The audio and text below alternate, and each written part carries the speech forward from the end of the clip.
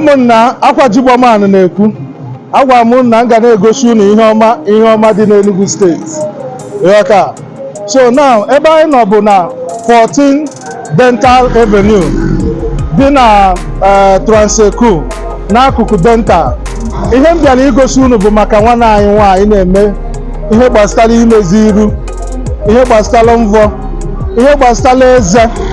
Ị na-anya kịta efu na eze m chapụ ebe a ka a nọ wọchị ama eze kịta. So afia bụ Sara Golden Beauty Glow and Spa. A na-emekwa massage. Ihe a na-eme karịrị ihe ọbụla gbasalụ inete nwaanyị, inete nwoke, inete onwe gị ka ị dị oke, bịawa na Sara Golden Beauty Glow and Spa na Ekulu. Ngwa na nsogbu adịghị ka anyị gbazi inside ka anyị na-ejekpa. Ekele m unu ịma na nsị na unu na ihe anyị nọzi na-aba aka nri kwa aka ekpe akwa aka nri. So dịka m gwara unu na anyị nọ na nke Sara Golden, ndị mmadụ ga na-ajụ ka onye bụ nwaanyị a na-akpọ Sara Golden. So unu ewe n'iwu ọda asụcha Igbo ọfụma, so anyị ga-ebuji English anyhow. Okay, abịa m nete onwe m anya ebe a, inezi eze m anya efu ka ọ chapụ, nezi ụkwụ m anya mma mkpunite. M ga-egosi unu ya na vidiyo efu na ụkwụ achapụgo. Onye mere ka ọ dị otu a bụ Sara Golden. Nwaanyị ọma, how are you? Okay, so what is your name? I'm Sara Golden. Sara Golden. Yeah. So what are you doing in this place? What are you doing here? We offer all spa services, something like teeth whitening, facial.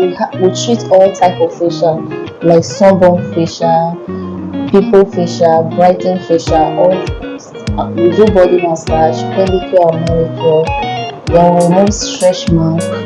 We take care of skin. We have different type of skin products based on the person's skin type. Okay. Then we do booth enlargement, breast lifting, and so much more. Dark mucus wash. Hey, name. Madam, for real. Yes, sir. The one where I do, I like her. I know how my teeth be the time where I come here. So and I know how the teeth dey now before I dey go. So right now, what is the location of your office? Okay, we are located at 14 Dental Avenue in Ekulu, Enugu State.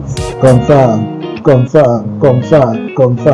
Okay, no problem. I like what you are doing, and I'm encouraging you to continue doing it. Thank you, the sir. Jigboman is in your door point, and we will make sure that the message gets to the people. Thank you, sir. Okay.